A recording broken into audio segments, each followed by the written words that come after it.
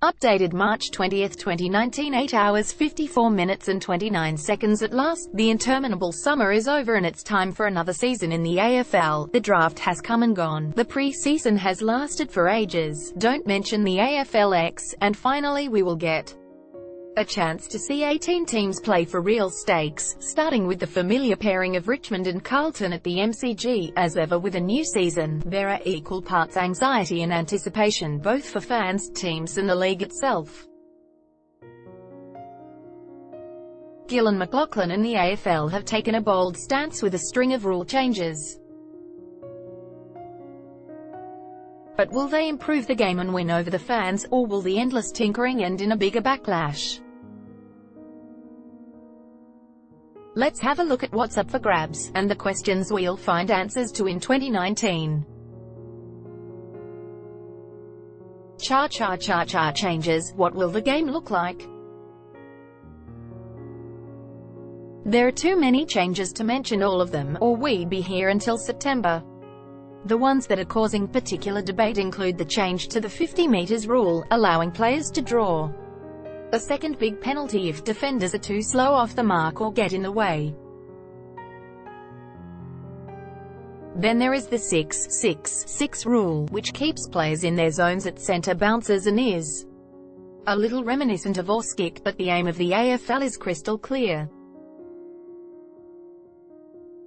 It wants a faster, clearer game so that the chorus of fans cursing congestion around the ball will be lessened, if not a thing of the past.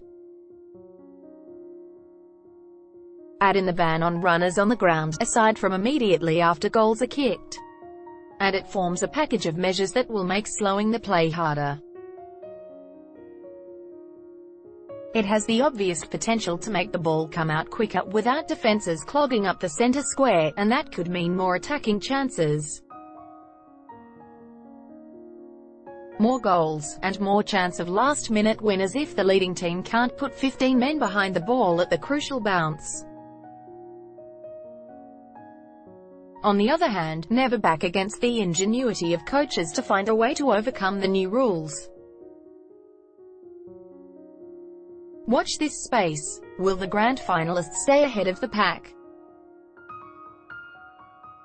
The two grand finalists were something of a surprise last year. Many were not tipping West Coast to make the 8, while Collingwood's upward trend came a lot quicker than pundits expected.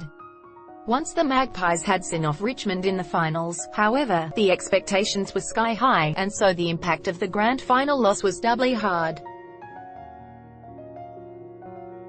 Two of the most intriguing storylines of the year will be where both teams go from here. The spotlight on Andrew Gaff after his shocking punch on Freo's Andrew Brayshaw, the return of Nick Naitanui and the likes of flag sealer Dom Sheed will all draw huge attention. The question is whether the rest of the league can work out the Eagles and find some way of stopping the delivery inside 50, which gave Josh Kennedy, Jack Darling and others so many set shots. As for the Pies, can they bounce back? Will Jordan De Goey and Adam Treloar remain at their stellar best? Can Brodie Grundy keep dominating in the ruck and around the ground? If Mason Cox uses his final series as a stepping stone, if Jamie Elliott can stay on the park and provide a spark, and if Steele's side bottom can produce another year like 2018, then the Pies are a big show. Chasing pack, however, will be coming at both of these teams hard. Can Jaeger pick up the slack for Mitchell-less Hawks? The news that Tom Mitchell broke his leg in pre-season training was a serious blow for Hawthorn's 2019 chances. The Hawks finished 4th last year, before going out in straight sets to Richmond and Melbourne.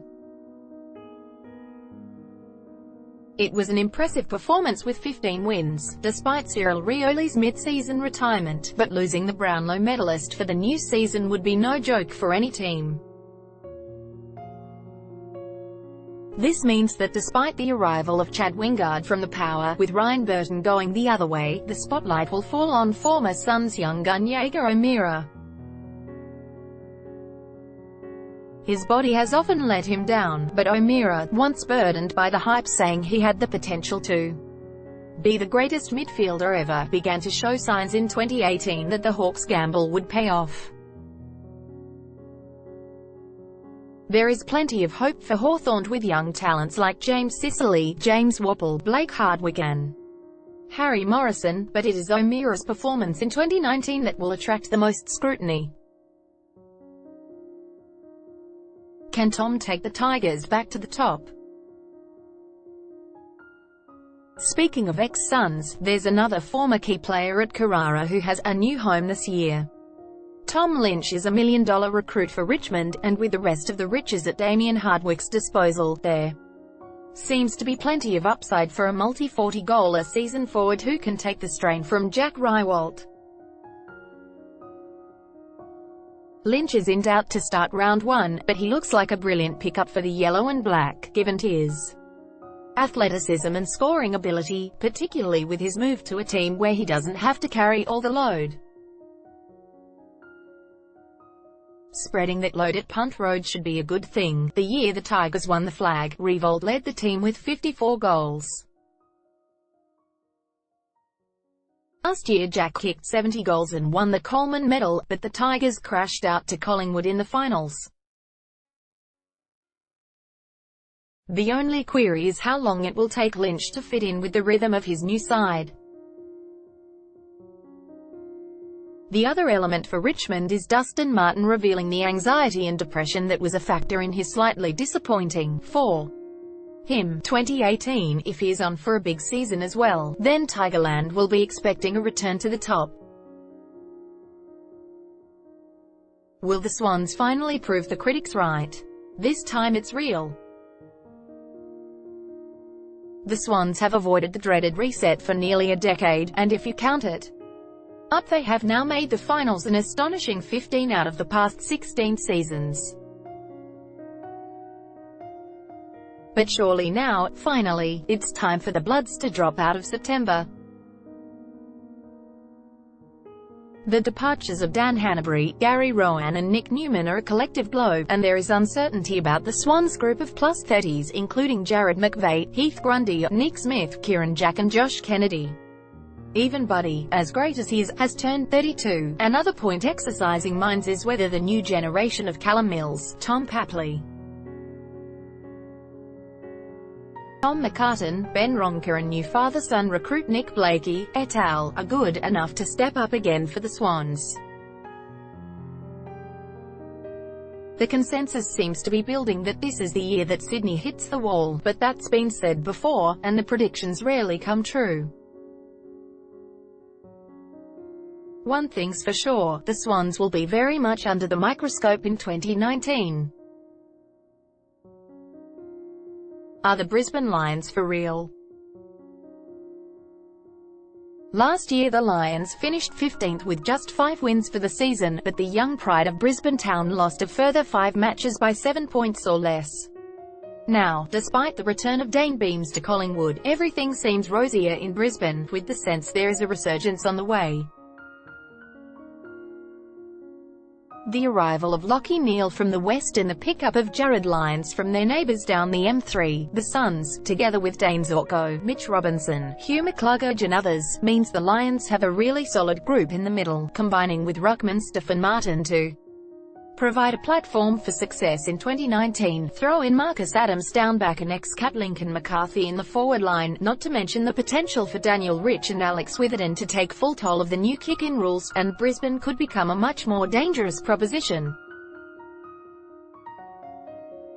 It may be not enough to make finals this year, but few teams will relish coming to the Gabba in 2019. Was 2018 a blip for the Crows? Adelaide went from a disappointing grand final loss in 2017 to a disastrous 12th last year, forcing them to sit on the sidelines and watch as West Coast and Collingwood battled it out for the flag.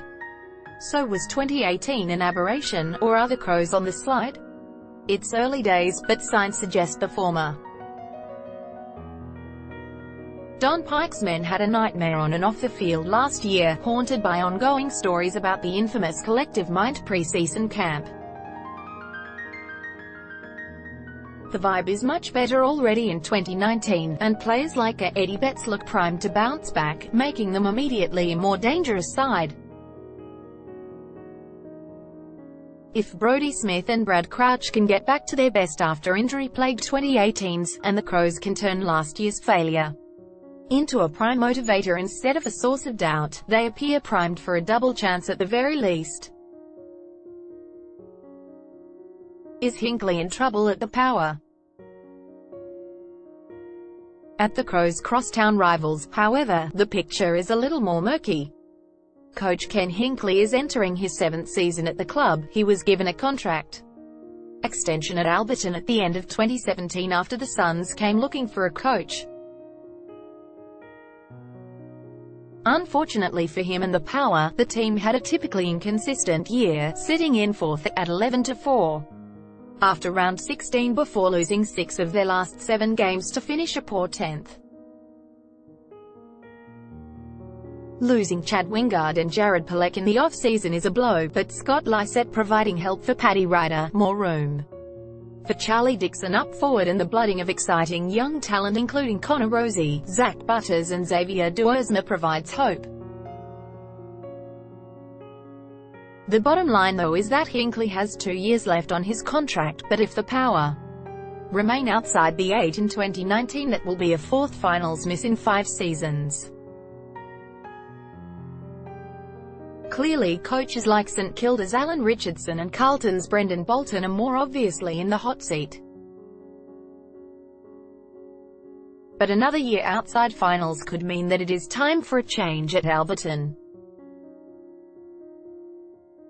Can Cripps bring Charlie back to Carlton? We know we won't have a repeat Brownlow medal winner given the injury to Tom Mitchell, but who will step up in 2019? Could it be a Carlton celebration with Charlie going to Patrick Cripps? Last season the young star finished 4th in the Brownlow count with a creditable 20 votes, even though the Blues only won 2 games for the year. Melbourne's Angus Brayshaw finished 3rd and also looks set for a big year, but he will have some votes scavenged by midfield partner Clayton Oliver. Last year Cripps averaged 29.6 disposals and 7.6 clearances a game, while nearly doubling his inside 50 tally from 2017 when he missed 7 games through injury. The arrival of number 1 pick Sam Walsh, VFL recruit Michael Gibbons and ex-Giants utility will set a field to join the likes of Paddy Dow, Ed Curnow and veteran Mark Murphy means Cripps will have help in the middle for Carlton. A contested ball beast, he has speed and athleticism and will likely benefit from the 6-6-6 rule, giving him more room to move. The big number 9 will be vital for the Blues, but can he make it a medal-winning year? Topics: Australian Football League, Sport, Melbourne 3000, Geelong 3220.